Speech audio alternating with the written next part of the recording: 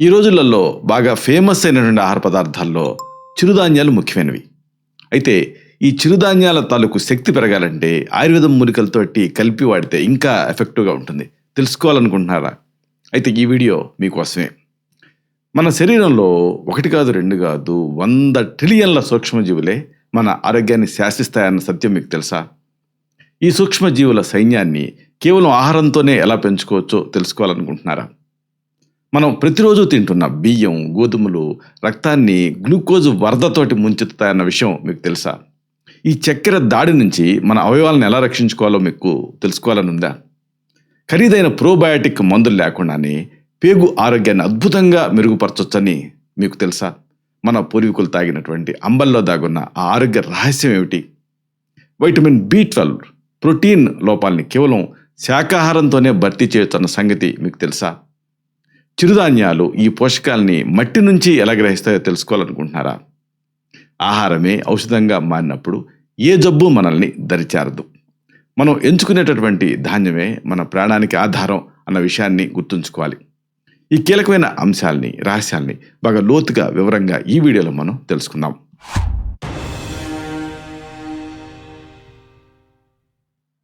మిత్రులారా, నమస్కారం. నేను మీ డాక్టర్ చిరుమామిళ్ళ మురళీ మనోహర్. ఈ వీడియోలో చాలా ముఖ్యమైన విషయాన్ని మనం తెలుసుకోబోతున్నాం. ఈ చిరుధాన్యాలు, వీటిని ఔషధాలుగా ఎలా వాడచ్చు, ఆయుర్వేదం మూలికలతోటి కలిపి వాడితే వీటి పవర్ ఎలా పెరుగుతుంది, అన్నిటికీ మించి చిరుధాన్యాలలో ఏది బెస్ట్, అలాగే దీన్ని వాడే పద్ధతి ఏమిటి, ఈ మొత్తం సమాచారాన్ని మనం తెలుసుకుందాం. ముఖ్యంగా చిరుధాన్యాలకు సంబంధించి కొన్ని ముఖ్యమైన అంశాలు ఉన్నాయి. ఆహారం సరైందనుకోండి, మనిషికి ఔషధంతో అవసరం ఉండదు. అదే ఆహారం తప్పుగా ఉందనుకోండి, ఏ ఔషధం కూడా ప్రాణాన్ని కాపాడలేదు. నేటి ఆధునిక కాలంలో మనం అనుసరిస్తున్నటువంటి ఆహారపు అలవాట్లు మన పేగుల్లో ఉండే సూక్ష్మజీవుల సమూహం అంటే గట్ మైక్రోబియం పైన తీవ్రమైన ప్రభావం చూపిస్తున్నాయి. ఆయుర్వేద శాస్త్ర ప్రకారంగా జఠరాగ్ని అనేది ఆరోగ్యానికి మూలం. ఈ అగ్నిని కాపాడటంలో చిరుధాన్యాలు కీలకమైన పాత్ర పోషిస్తాయి. ఆధునిక జీవన శైలి, వ్యాధులైనటువంటి మధుమేహం కానీ, లేకపోతే అధిక రక్తపోటు అంటే high blood pressure, hyper tension, ఇలాంటి వాటిని నివారించడానికి చిరుధాన్యాలు అనేవి ఏకైక మార్గం. ఇక ఈ వివరాల లోతుల్లోకి వెళ్దాం. అసలు ఈ ధాన్యాల వర్గీకరణ, అలాగే పీచు పదార్థాల ప్రాముఖ్యత ఇది తెలుసుకోవడం అవసరం. మనం తీసుకునేటువంటి ఆహారాన్ని పీచు పదార్థం అంటే ఫైబర్ స్వభావాన్ని బట్టి 3 రకాలుగా మనం విభజించవచ్చు. ఆకుకూరలు, కూరగాయలలో ఈ ప్రాథమిక పీచు అంటే నేసెంట్ ఫైబర్ అనేది ఉంటుంది. దుంప జాతులలో అపరిపక్వ పీచు అంటే ఇమ్మెచ్యూర్ ఫైబర్ అనేది కనిపిస్తుంది. అదే ధాన్యాలలో పరిపక్వత చెందినటువంటి పీచు అనేది ఉంటుంది. అయితే మళ్ళీ ఈ పీచు అనేది బియ్యం, గోధుమల కంటే కూడా ఈ చిరుధాన్యాలలో చాలా నాణ్యంగా ఉంటుంది, అంటే క్వాలిటీ ఫైబర్ ఉంటుంది. ధాన్యాల్లో ఉండేటువంటి ఈ పీచుని మనం మెడికల్గా చెప్పాల్సి వస్తే నియంత్రణ పీచు అంటే రెగ్యులేటరీ ఫైబర్ అని చెప్పొచ్చు. ఇది కార్బోహైడ్రేట్లు, ప్రోటీన్లు, కొవ్వులు శరీరంలోకి విడుదలయ్యేటువంటి ప్రక్రియని క్రమబద్ధీకరిస్తుంది, రెగ్యులేట్ చేస్తుంది.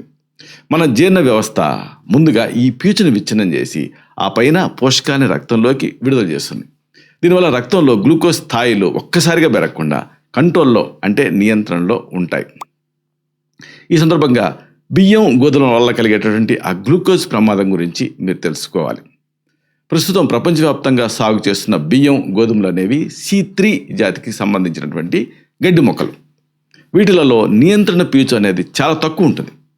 మనం 100 గ్రాముల బియ్యం తిన్నాం అనుకోండి, అలా తిన్నప్పుడు కేవలం 20 నిమిషాల్లోనే సుమారుగా 35 గ్రాముల గ్లూకోజు రక్తంలోకి ప్రవేశిస్తుంది. మన శరీరంలో ఉండేటువంటి మొత్తం రక్తంలో కేవలం 5 గ్రాముల గ్లూకోజ్ మాత్రమే ఉండాలి. బియ్యం, గోధుమల వల్ల వచ్చేటటువంటి ఈ గ్లూకోజ్ వరదని తట్టుకోలేక మన శరీరంలో ఉండేటువంటి ఎండోక్రైన్ వ్యవస్థ తీవ్రమైన ఒత్తిడికి లోనవుతుంది. ఈ అధిక చక్కెరని నియంత్రించే క్రమంలో శరీరం కొలెస్ట్రాల్, ట్రైగ్లిజరైడ్స్ లాంటి ఈ అనవసరమైన పదార్థాలను ఉత్పత్తి చేస్తుంది. ఇదే మధుమేహం, అలాగే గుండె జబ్బులకి ప్రధాన కారణం అవుతుంది. ఈ కార్పొరేట్ శక్తుల ప్రభావం వల్ల మనం ఈ ప్రమాదకరమైన ధాన్యాలకి అలవాటు పడ్డాం. ఈ సందర్భంగా చిరుధాన్యాలు, వాటి అద్భుతమైనటువంటి ఆ కంట్రోలింగ్ ఫైబరు, దీని గురించి మీరు తెలుసుకోవాలి. చిరుధాన్యాలు అనేవి C4 జాతికి సంబంధించినటువంటి గడ్డి మొక్కల నుంచి లభిస్తాయి. ఇవి వాతావరణంలో ఉండేటువంటి తేమను గ్రహించి తక్కువ నీళ్లతోటి పెరుగుతాయి. వీటిలలో పీచు అనేది ఆ గింజ లోపల భాగం వరకు ఆ పెన వేసుకొని ఉంటుంది. ఇది దీని బ్యూటీ. అలాగే అతి ముఖ్యమైనటువంటి దీంట్లో ఉండేటువంటి ఒక ఇంగ్రీడియంట్ గురించి చెప్పాలి, లిగ్నన్స్. ఈ లిగ్నన్స్ గురించి తెలుసుకోవాలి.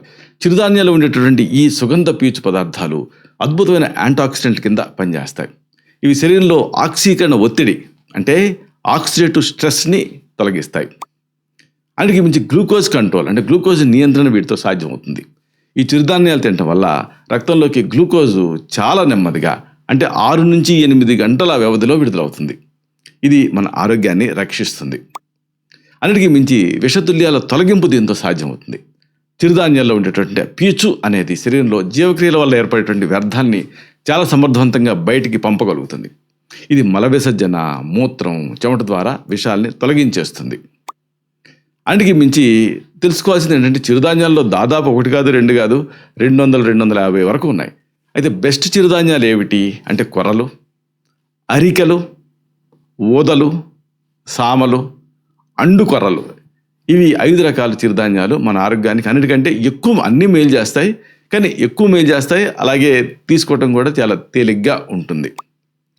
ఈ సందర్భంగా అసలు గట్ మైక్రోబియం గురించి, అలాగే దీనికి గట్ మైక్రోబియానికి ఆరోగ్యానికి మధ్య ఉండేటువంటి విడదీయలేని బంధం గురించి మీరు తెలుసుకోవాలి. మన పేగుల్లో దాదాపుగా 100 ట్రిలియన్ల సూక్ష్మజీవులు ఉంటాయి.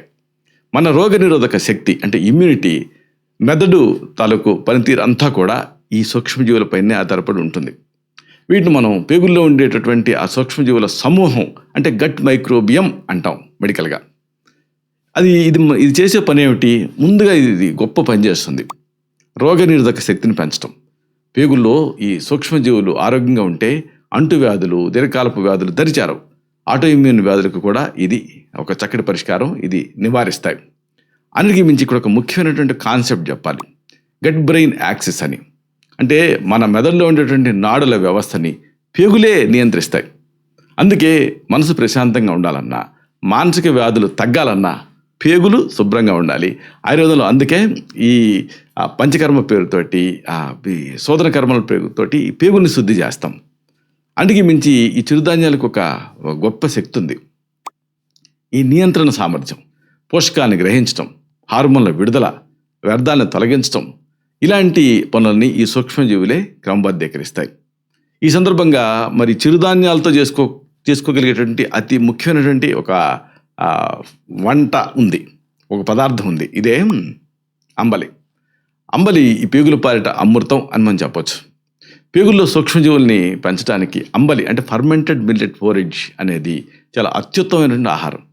ఇది ప్రోబయాటిక్ తాలూకు శక్తిని మనకి అందిస్తుంది.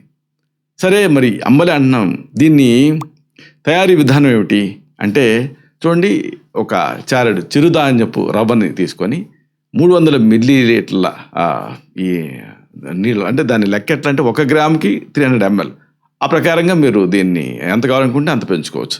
8 గంటల పాటు నానబెట్టాలి. ఆ పైన ఒక 10 నిమిషాల పాటు ఉడికించి గంజిలాగా తయారు చేసుకోవాలి. అసలైన టెక్నిక్ ఏమిటంటే పులియబెట్టడం. ఈ గంజిని ఒక మట్టి పాత్రలో పోసి దానిపైన కాటన్ వస్త్రాన్ని కట్టాలి. గాలి తగిలేలాగా ఉంచడం వల్ల గాలిలో ఉండేటువంటి ఆ మంచి సూక్ష్మజీవులు దీనిలోకి ప్రవేశిస్తాయి. ఇక మరి దీనికి సంబంధించిన పద్ధతి, నియమాలు ఏమిటి అంటే 6 నుంచి 8 గంటల పాటు పులియబెట్టిన తర్వాత ఈ అంబలిని తాగాలి. ఆరోగ్యవంతులు రోజుకి ఒకసారి, వ్యాధిగ్రస్తులు ఏమో 3 సార్లు కూడా దీన్ని తీసుకోవచ్చు. అయితే దీనికి సంబంధించి వైద్యపరమైన లాభాలు కొన్ని ఉన్నాయి. ఇది రక్తహీనత అంటే ఎనీమియాని తగ్గిస్తుంది, సమస్య నుంచి బయటపడేలాగా చేస్తుంది. జీర్ణక్రియ సమస్యలు, విటమిన్ లోపాలని ఇది నివారిస్తుంది. అంబలి అనేది పేగుల్లో ఉండేటువంటి సూక్ష్మజీవుల వైవిధ్యాన్ని, వేరియేషన్ని ఇది పెంచుతుంది. ఈ సందర్భంగా ప్రోటీన్, విటమిన్ B12 గురించి చాలామందికి డౌట్ వస్తూ ఉంటుంది. అయితే వీటి వనరుగా కూడా చిరుధాన్యాలు మీకు ఉపయోగపడతాయి. శాకాహారంలో ప్రోటీన్, విటమిన్ B12 ఉండవు అనేది ఒక అపోహ మాత్రమే. అంటే అన్ని రకాల అమైనో యాసిడ్స్ చిరుధాన్యాల్లో పుష్కలంగా ఉంటాయి. అయితే ఇక్కడ ముఖ్యమైన విషయం ఏంటంటే మొక్కల నుంచే ఈ ప్రోటీన్ లభిస్తుంది. ప్రకృతిలో నైట్రోజన్ స్థిరీకరణ చేసేటువంటి ప్రక్రియ కేవలం ఈ మొక్కలు, సూక్ష్మజీవుల వల్లనే జరుగుతుంది. జంతువుల మాంసంలో ఉండేటువంటి ప్రోటీన్లు కూడా మొక్కల నుంచి వచ్చేవే కదా. ఇదే సందర్భంగా విటమిన్ B12 రహస్యం తెలుసుకోవాలి. అంటే ఇక్కడ కోబాల్ట్ అనేది విటమిన్ B12 తయారీకి ప్రధానం. చిరుధాన్యాలు మట్టిలో ఉండేటువంటి కోబాల్ట్ని గ్రహించే సామర్థ్యాన్ని కలిగి ఉంటాయి. అది చిరుధాన్యాల ప్రత్యేకత. అందుకే మించి బ్యాలెన్స్ ఈజ్ ద కీ. అంటే సమతుల్యమైన ఆహారం. చిరుధాన్యాన్ని పప్పు ధాన్యాలతోటి అంటే లెంటిల్స్ తోటి కలిపి తీసుకోవటం వల్ల శరీరానికి కావాల్సిన పూర్తి స్థాయి ప్రోటీన్ అనేది మీకు లభిస్తుంది. ఇంకా మెయిన్గా దీనికి లిగ్నెన్స్ శక్తి ఉంటుంది. అంటే మీకు తెలుసో లేదో రెడ్ వైన్ మామూలు ఫేమస్ కదా. రెడ్ వైన్ లాంటి వాటిల్లో ఉండేటటువంటి ఆ రెస్వరెట్రాల్ అనేటంటే పదార్థం కంటే కూడా చిరుధాన్యాలలో ఈ లిగ్నెన్స్ 1000 రెట్లు శక్తివంతమైనవి. ఇవి ఆ కణాలు దెబ్బతినకుండా కాపాడతాయి. అయితే ఇదే సందర్భంగా ఈ చికిత్సా విధానాలు మీరు తెలుసుకోవాలి. అంటే అనారోగ్యం పాలైనప్పుడు మన ఆహారమే మొదటి వైద్యంలాగా పనిచేయాలి. చిరుధాన్యాలు ఆయుర్వేదం మూలికల కలయికతోటి దీర్ఘకాలపు వ్యాధుల్ని సమూలంగా తొలగించవచ్చు. దీనికి సంబంధించి చక్కని గృహ చికిత్సలు ఉన్నాయి. చిరుధాన్యాలు ఇంటి వద్ద ఔషధాలుగా మార్చుకునేటువంటి పద్ధతులు మీరు తెలుసుకోవాలి. మెయిన్గా అంబలి కషాయం అంటే 100 గ్రాముల నానబెట్టినటువంటి కొర్రల గంజిని మట్టి పాత్రలో 8 గంటలు పులియబెట్టి తాగాలి. ఇది మలబద్ధకం, గ్యాస్ సమస్యలను వెంటనే నివారిస్తుంది. దీన్ని ఉదయాన్నే ఖాళీ కడుపుతోటి సేవించడం వల్ల పేగులు శుద్ధి జరుగుతుంది. కొర్రలు లేదా అరికలతో చేసినట్టు నమ్మల్లో కొద్దిగా అల్లం రసం, సైంధవ లవణం కలిపి తీసుకుంటే ఇంకా బెస్ట్. ఇది జీర్ణక్రియను పెంచుతూ పొట్టలో ఉండేటువంటి గ్యాస్ సమస్యల్ని నివారిస్తుంది. అన్నిటికీ మించి దీంతో ప్రత్యేకత పొటాషియం సమృద్ధి. అంటే చిరుధాన్యాలతో పాటు పొటాషియం కావాలనుకోండి, అరటిపండు, ఆకుకూరల్ని చిరుధాన్యాలతో కలిపి తీసుకోవాలి. ఇది రక్తపోటుని నియంత్రించడంలో అద్భుతంగా పనిచేస్తుంది. ఇక చిరుధాన్యాలు డైజెస్టెంట్ కింద పనిచేయాలంటే అల్లం, జీలకర్ర నీరు చేర్చాలి. అంటే చిరుధాన్యాల తాలూకు ఆహారం తీసుకున్న తర్వాత అల్లం అలాగే జీలకర్ర వేసి మరిగించినటువంటి నీళ్ళని మీరు తాగాలి. ఇది అగ్నిని ప్రజ్వలింపజేస్తూ జీర్ణక్రియని మెరుగుపరుస్తుంది. ఇక ఇమ్యూనిటీ పెరగాలన్నా, జలుబు లాంటి తగ్గాలన్నా తులసి, పసుపు మిశ్రమం వాడాలి. అంటే అంబలి తీసుకునే ముందు 1 చెంచాడు పసుపు, తులసి రసం కలిపి తీసుకోవటం వల్ల రోగనిరోధక శక్తి పెరుగుతుంది. ఇక దీనికి సంబంధించి చక్కటి ఆయుర్వేద చికిత్స ఉంది. ఆయుర్వేద వైద్యశాస్త్రం ప్రకారంగా చిరుధాన్యాలు అనేవి తృణధాన్యాల వర్గంలోకి వస్తాయి. ఇవి ప్రధానంగా శరీరంలో ఆమం అనేటువంటి జీర్ణం కాని విష పదార్థాన్ని తొలగించేస్తాయి. రక్తగత వాతం అంటే హైపర్ టెన్షన్ వ్యాధిలో చిరుధాన్యాల వాడకం వల్ల రక్తనాళాలు గోడలు గట్టిపడతాయి. అధిక మేధస్సుని తగ్గించడంలో ఇవి కీలకమైన పాత్ర పోషిస్తాయి. మెయిన్గా లేఖన అంటే స్క్రేపింగ్ గుణాన్ని కలిగి ఉంటాయి. శరీరంలో సప్త ధాతువుని బలపరచడానికి ఈ ధాన్యాలు ఉపయోగపడతాయి. ముఖ్యంగా అగ్నిమాంద్యం ఉన్న రోగులకి చిరుధాన్యాల అంబలి ఒక సంజీవనిలాగా పనిచేస్తుంది. అయితే దీనికి సంబంధించి చక్కని మూలికా మిశ్రమాలు ఉన్నాయి. అంటే జీర్ణ వ్యవస్థని బలపరచడానికి కొన్ని మూలికా మిశ్రమాలని మీరు ట్రై చేయొచ్చు. ఉదాహరణకు త్రిఫల చూర్ణం, కరక్కాయ, తానికాయ, ఉసిరికాయల మిశ్రమం. దీన్ని రాత్రిపూట వేడి నీళ్ళతో తీసుకున్నాను అనుకోండి, చిరుధాన్యాల్లో ఉండే పీచు పదార్థం పేగుల్ని మరింత సులభంగా శుభ్రం చేయగలుగుతుంది. అలాగే పంచకోల చూర్ణం అని ఉంటుంది. అంటే పిప్పళ్ళు, పిప్పళి మూలం, చెవ్యం, చిత్రమూలం, అలాగే అల్లం తలకు మిశ్రమం. ఇది జఠరాగ్నిని పెంచి చిరుధాన్యాలు త్వరగా జీర్ణం కావడానికి తోడ్పడుతుంది. ఎందుకంటే చాలామంది కంప్లైంట్ చేసేది జీర్ణం కావని. అయితే దీనికి సంబంధించి కాంప్లిమెంట్ చేసేటటువంటి కొన్ని శాస్త్రీయ ఆయుర్వేద ఔషధాలు ఉన్నాయి. వీటిని కూడా వాడుకోవచ్చు. ఈ శాస్త్రీయ ఆయుర్వేద ఔషధాలు అనేవి కాంప్లిమెంట్ చేస్తాయి చిరుధాన్యాన్ని. ఉదాహరణకు మెయిన్గా చెప్పుకోవాల్సింది అభయారిష్టం. జీర్ణకోశ వ్యాధులకి అద్భుతమైన ఔషధం ఇది. భోజనం తర్వాత 15 నుంచి 20 మిల్లీలీటర్ల మోతాదులో సమానంగా నీళ్లు కలిపి తాగాలి. ఇది పేగుల కదలికలను క్రమబద్ధీకరిస్తుంది.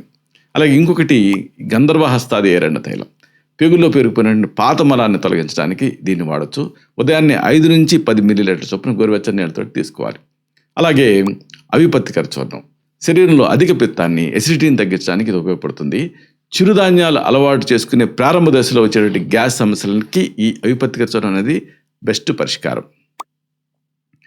చివరిగా ముగింపుగా ఒక ముఖ్యమైన విషయాన్ని మీకు మనవి చేయాలి. ఈ ఆధునిక రోగాలు నుంచి మనం బయటపడాలి అంటే మనం మన మూలాలకు అంటే ఈ చిరుధాన్యాలకు తిరిగి వెళ్ళటం తప్ప వేరే మార్గం లేదు. చిరుధాన్యాలు కేవలం ఆహారం మాత్రమే కాదు, ఇవి మన శరీరంలోని సూక్ష్మజీవుల సైన్యాన్ని కాపాడేటటువంటి రక్షణ కవచాలు. ఆహార మార్పు అనేది ఒక విప్లవం లాంటిది. ఇది మీ ఆరోగ్యాన్ని మాత్రమే కాకుండా మీ కుటుంబ భవిష్యత్తును కూడా మార్చేస్తుంది. మనం తినే ప్రతి ముద్ద మన ఆరోగ్యానికి పునాది కావాలి. ఇలాంటి మరిన్ని ఇన్ఫర్మేటివ్ వీడియోస్ కోసం ఈ ఛానల్ సబ్స్క్రైబ్ చేసుకోండి. అలాగే ఈ వీడియోలు అప్లోడ్ అవడంతో ఆ విషయం మీకు తెలియాలనుకుంటే బెల్ బటన్ క్లిక్ చేయండి. అప్పుడు మీకు ఒక నోటిఫికేషన్ వస్తుంది. ఆ నోటిఫికేషన్ మీరు క్లిక్ చేస్తే ఆ వీడియోని మిస్ కాకుండా చూడగలుగుతారు. అలాగే ఈ వీడియో మీకు నచ్చింది అనుకోండి, లైక్ చేయండి. అప్పుడు ఇది మరింత ఎక్కువ మందికి రికమెండ్ అవుతుంది. ఈ వీడియో తాలూకు పర్పస్ అనేది సర్వ్ అవుతుంది. అంటే అందరికీ ఆరోగ్యం అన్న మన అభిలాష, మన ఆకాంక్ష నెరవేరుతాయి. శతం జీవ శరదో వర్ధమానః, శతం హేమంతాన్ శతం వసంతాన్. 100 శరత్తులు, 100 హేమంతాలు, 100 వసంతాలు వర్ధిల్లుతూ జీవించండి. Stay healthy, stay happy, be positive, keep smiling. Love you all. శుభం.